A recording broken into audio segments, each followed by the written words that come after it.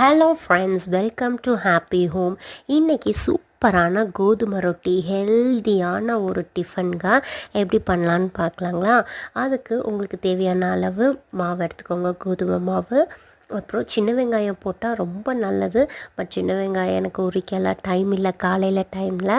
அதனால் பெரிய வெங்காயம் நிறையா சின்ன சின்னதாக பொடி பொடியாக கட் பண்ணி போட்டுக்கணும்.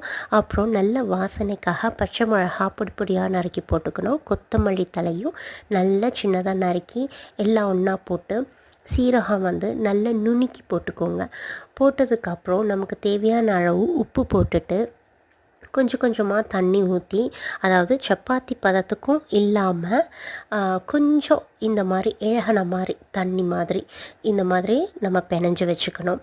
கிளி பாருங்கள் அழகாக எங்களோட கொய்யாக்கா மரத்தில் கொய்யா எல்லாம் சாப்பிட்டுட்டு போயிடுது. பார்க்கவே அழகாக இருக்குது.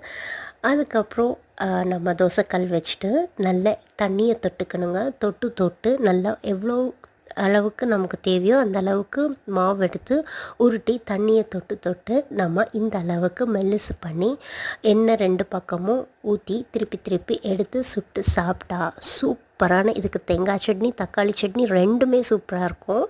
ட்ரை பண்ணி பார்த்துட்டு கமெண்ட் பண்ணுங்கள். பாய்.